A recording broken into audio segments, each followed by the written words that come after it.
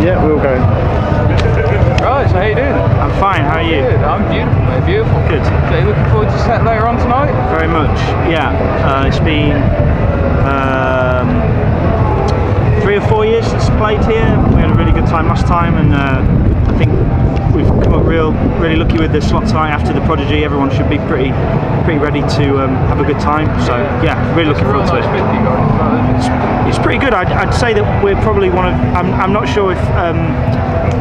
I think we're quite a strange band to play here. I don't think we fit entirely genre-wise or thematically, but so it's really nice to kind of know that we appeal to a kind of audience like this. So we do a bunch of other festivals as well that aren't really anything like this, so it's really cool. Different audience. Yeah, and it's really nice to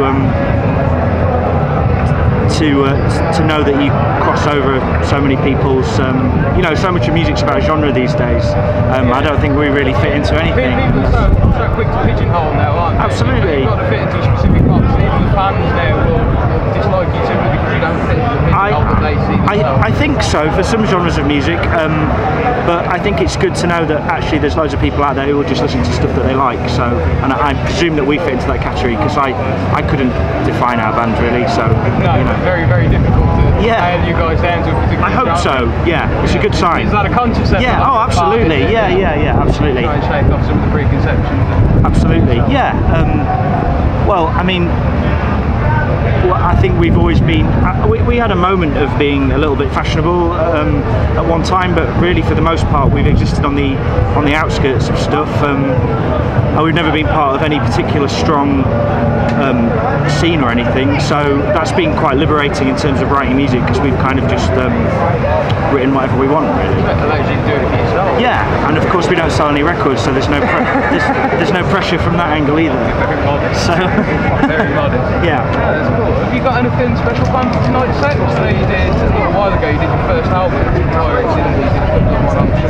Yeah, sure. Well, no, I mean hopefully we'll have a pretty good light show going on because our friend George is pretty crazy on the lights. But to be completely honest, I think the thing that we're most proud of at the moment is our live show, which is like just playing the songs is the culmination of kind of like 12. This is our 13th year of being a band, and it's been like a real long learning curve. So actually, having done all those things this year, like the 10-year anniversary of our debut album, and we did a live soundtrack to a film.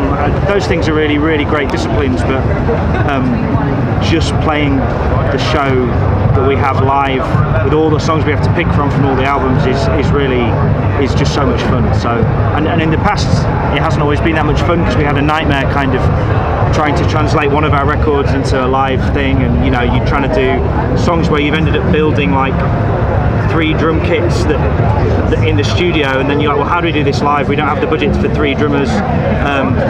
We have a great drummer, you know, why would we want anybody? So, but the record we just wrote is really kind of pure 65, and it's just our backline and what we know really. So exactly. Hopefully it should feel special to people who are there. I mean, I played to 70 people in Leicester last night, and that felt pretty special. So tonight should be. It feels great. I mean, I don't know what other bands say about this, but like, we're just really happy to still be here and still be doing this after so long. There's so many other people doing it. There's so much competition. It's so hard to be in a band these days on an independent label without kind of serious financial backing that I think every time we get on stage we're just happy that we're still able to do what you love at the end of the day. Absolutely. I know people can say that. No, and I think some people really take that for granted. There's a lot of people out there who don't, you know, who are greater musicians than me. They don't get to do this, you know, even half the year, and I get to do it all the time. So I'm really aware of that all the time. Yeah, definitely. Yeah. You mentioned something there, I wanted to touch on myself. How you structure a set for a festival? Yeah. Obviously, you mentioned so many of your songs build into one another. Yeah. And exist almost within context of the songs around them on an album. Right. How do you translate that into a festival set where so many bands will play kind of a greatest hits set? Sure, and obviously we have no hits. Yeah. I think it's about sort of, if you like, without sounding too highbrow, it's about some sort of, I look at it as kind of like a short film, like an hour, providing some sort of narrative. I like to think that the music has a sort of cinematic quality to it. So kind of just building like peaks and troughs and keeping people engaged in that way. I mean, part of having written 6 albums is that we do have songs with like a lot of textures and a lot of different sort of like eras of the band. So you know, the early stuff's kind of quite thrashy and punky in a way, and then like we had a whole sort of almost, well, not that we do it as well as them, but a sort of Prodigy style. We used a lot of electronic beats. And that's, you know, the whole live show, putting it together is part of a learning curve as well. You learn what works, and it kind of gets down to, like, you just know that you have 10 or 11 things that are going to work really, really well for an hour. Yeah, you know, the dynamics are going to sit just absolutely. right. I'd say choosing a set for an hour is easier than choosing an hour and 45 minutes, to be honest. If I'm honest, it's much easier, yeah. You find that you have the urge to put some filler in there almost? Well, I guess when you play for an hour and 45 or whatever on kind of a headline show, a club show, you everyone can play the stuff that they really like, and maybe indulge some of the weirder stuff. And when you do an hour, you just I hesitate to use the phrase killer, but it's all the killer stuff, really. It's just exactly what you want to be playing. Exactly. Yeah, you've got no time to.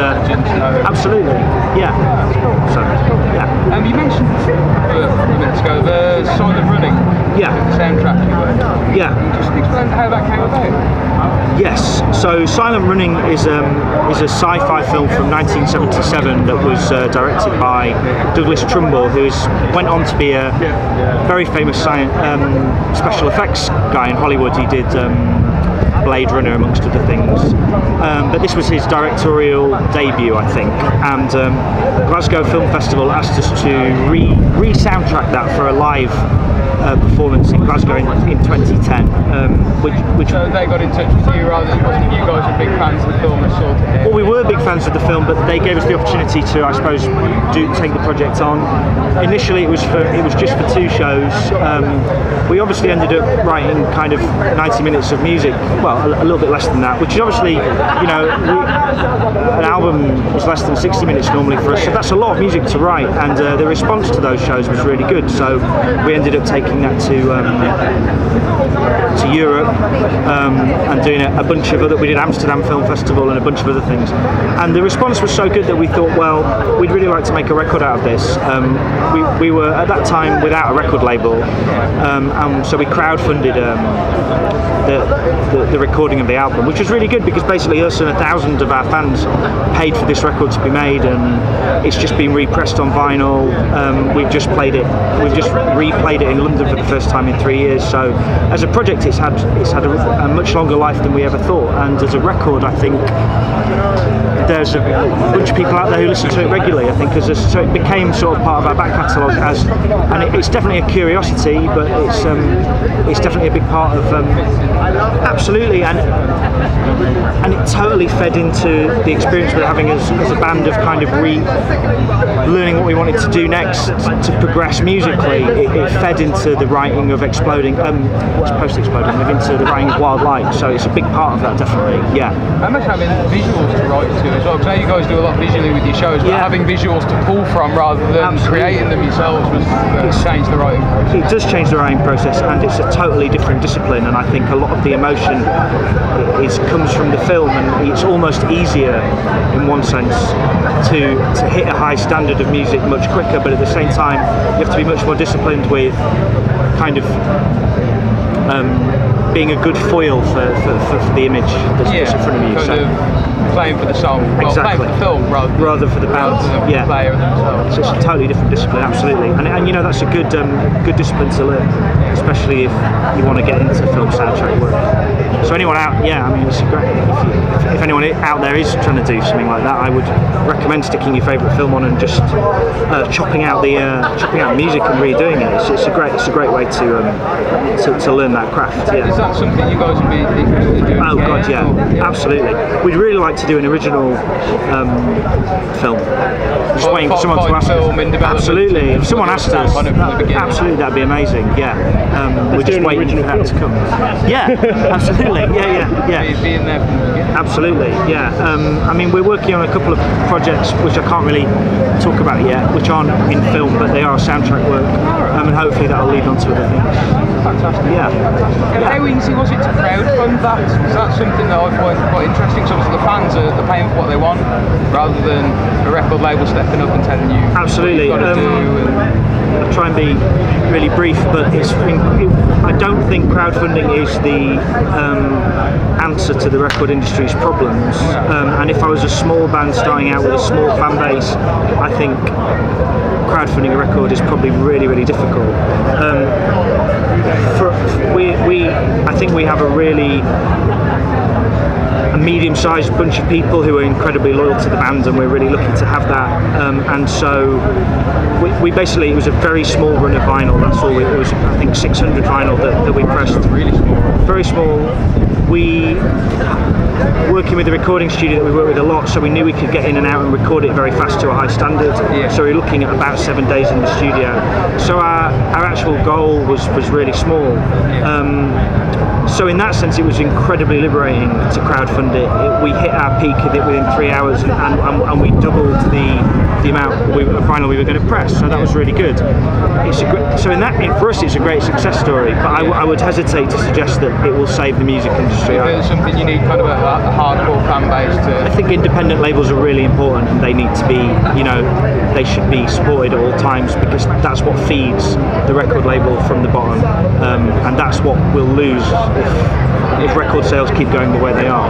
But it's a very liberating experience, and if you've worked with the labels that really annoy you, which I have in the past, not all of them, some of them, I won't name any names, it came at a really good time when we were like, right, you can have a relationship with a bunch of people, you can get records made, you can get music made without that sort of middle. Yeah, the red tape. Right, but sometimes that red tape and that support can be really useful as well. So I'm totally on the fence.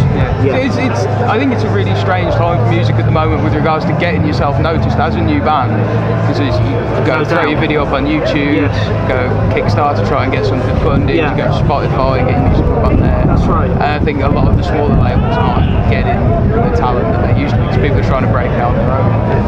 I agree. I mean, I'm not entirely qualified to answer that question, because I have to admit that it's been a long time since I've been in touch with that world of small bands coming up. I know that when we were 18 and 19, well, I remember when John Peel died and thinking that really, once that happened, radio in this country changed. And there is independent radio, and we're lucky to have Six Music, but you go back and listen to those shows, it's nothing like no, it's not what it was. And it must be really, really hard for bands. But at the same time, I don't understand a lot of what goes on now. The fashion aspect and the scene aspect and the genre aspect, I was just never part of that, and we made music that we wanted to make, and we were really lucky that people responded to it. I suspect that's still possible if you put the work in. You make something that people just respond to. I like to think that people could do it, but no, it refused. We need to retake the airwaves, I think. Something like that. I'm not very good at big rock statements like that. So, but definitely there's a lot of rot in music, just as there is in politics and in media in this country in general. So it needs cleaning out, and I don't think it'll come from the old dudes. I think it has to come from the young people. I don't think so at all. Absolutely, I agree. Yeah. Good. So we agree about something brilliant. Yeah. One other thing I wanted to touch about quickly, because I'm sure we've taken up nearly all of our time. Well, they'll have press officers no one's going to grab you yet, so no, it'll be alright. But you guys just recently did an installation in Sheffield. That's right. Millennium Gallery. Yeah, that's. I'd love to hear a little bit about that, because that's really intriguing. Okay, well, this was it was an audio-visual installation with a live performance element in the evening, and it was basically a huge screen and then a PA and then 16 speakers down the corner of the room, which all had individual audio feeds going to them. And essentially what we did was we built a sort of algorithmic computer that sampled guitar and then fed these guitars, these individual guitar notes, through an endless combination of these speakers over the course of a day, essentially creating an infinite number of chords that were never the same. They were unique every time, right? And we juxtaposed this with a bunch of stolen Google images, which we use sort of symmetry and reversal and just filtered it sort of to build sort of unreal cities that don't exist on this screen. Sort of aerial photography of that. A sort of a comment on the surveillance state and whatever else anybody wanted to read into it. And in the evening we did a longer piece using that setup, which began with that sort of well, it was called Sleepwalk City. It was about sort of surveillance, Google, all these things, and we set that to a longer film of imagery, and yeah, so that was a sort of more, I suppose that was more encroaching on the art world, and there's nothing to say that bands can't do stuff like that, and it's blending of the two mediums are really interesting. It was really interesting, and I think people responded to it. I mean, there was some footage from the protests in Israel that were happening at that time, and I remember there was an Israeli girl there who cried afterwards and said, you know, that it had really sort of connected with her, and that was really good to hear. The people there seemed to connect to it. In typical 65 fashion, we volunteered to do 9 performances over 2 nights, so my memory of it is a blur, really. That sort of thing is something we'd like to get into, and we're working on a project now about drone warfare, which I can't say more about, but when it is released, hopefully at the end of August, there'll be more about that, so people should check our website for stuff like that. Hopefully we're going to make a short film around that, but that's going to be a gallery installation, and yeah, we're trying to do more stuff like that. Yeah. Cool. It sounds like you guys are really influenced by current events. Certainly on that side. Well, we try